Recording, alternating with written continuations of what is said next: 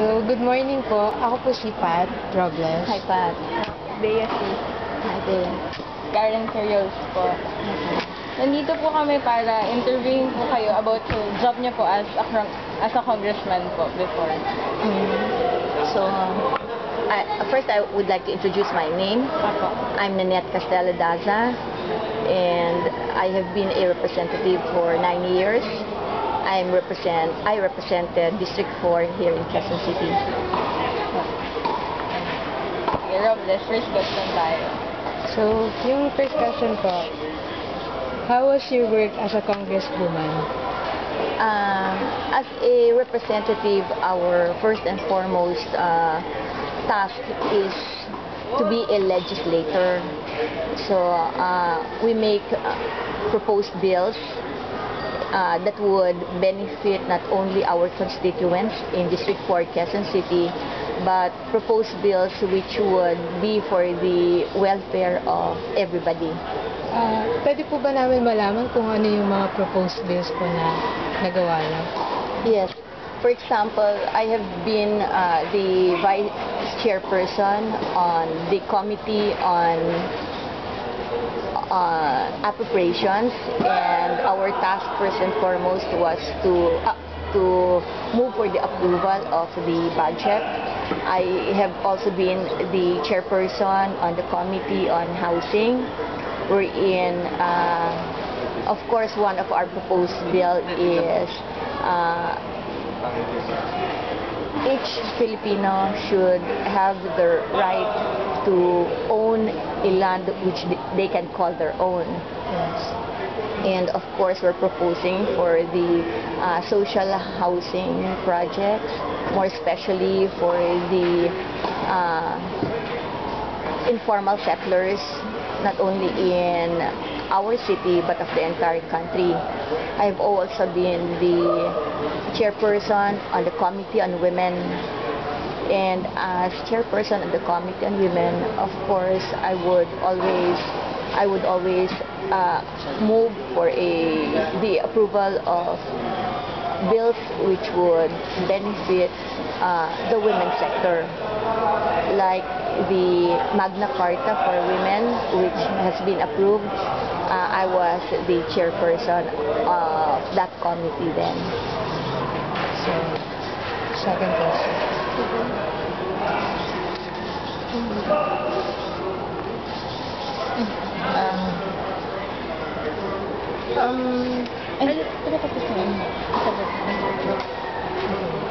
Ano po yung part niyo sa lawmaking? Diba?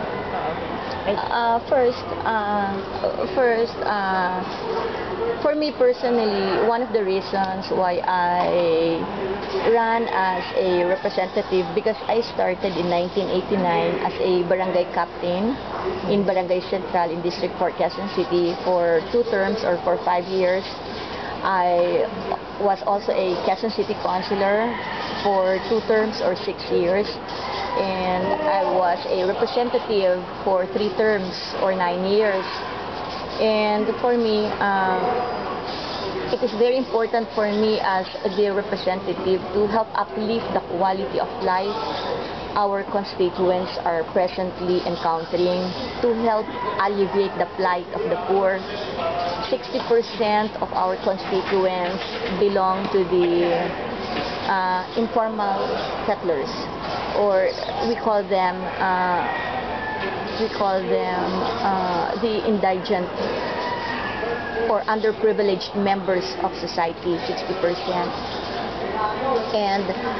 And for me, very important for me is to help uplift their quality of life in form of education, by giving them quality healthcare services, by giving them also housing program or housing project through Pag-ibig or through the different housing agencies.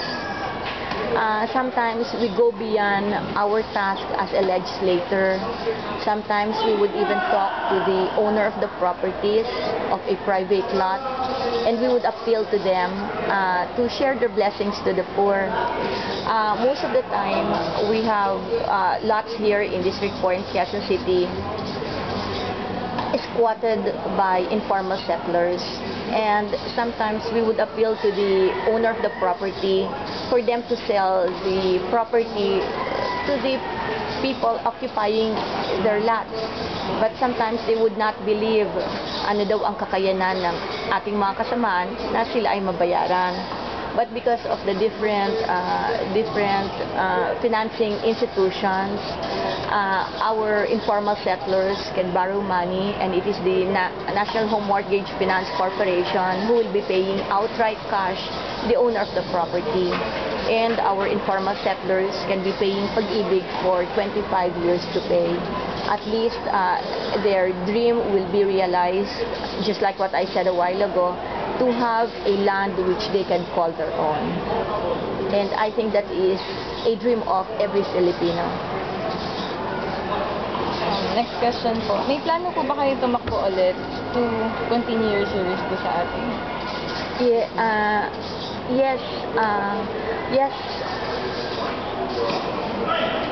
I would love to run again for the same position, but even if there would be no opportunity for me to run, I think there are other means or ways for me also to share what I have learned, more especially as a public servant.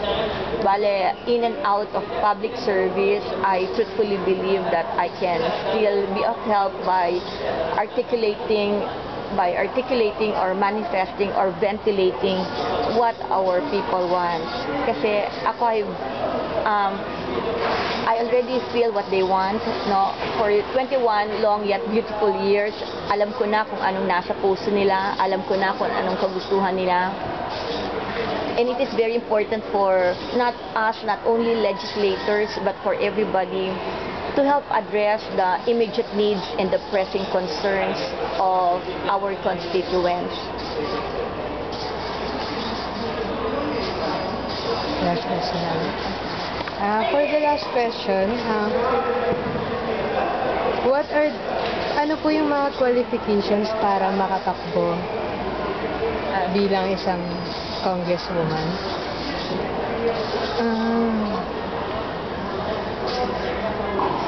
Para sa akin, first,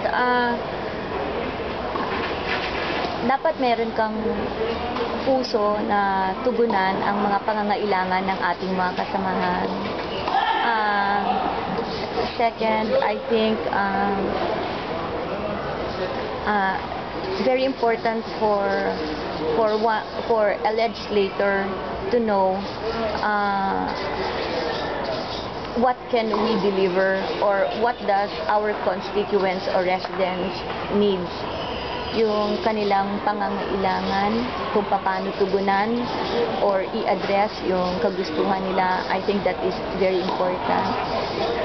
Sometimes there are issues na very unpopular, pero ito naman ay talagang makakabuti sa ating mga kasamahan. We have to fight for it.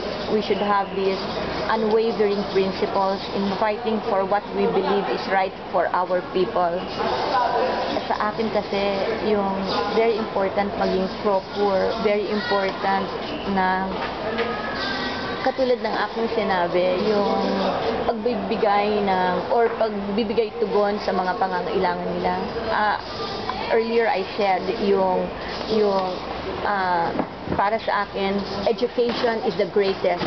Education is the lifetime legacy we could ever provide our children. Yes. Kaya yung pagbibigay lamang ng dekalidad na edukasyon or libreng edukasyon para sa ating mga anak, I think that is the only and ultimate solution for us to have a better quality of life, no? Yung pagbibigay ng mga TESDA programs, free skills training program, livelihood program, this will help our residents or our constituents, more especially the unskilled mothers, unemployed adults, the out-of-school youth, have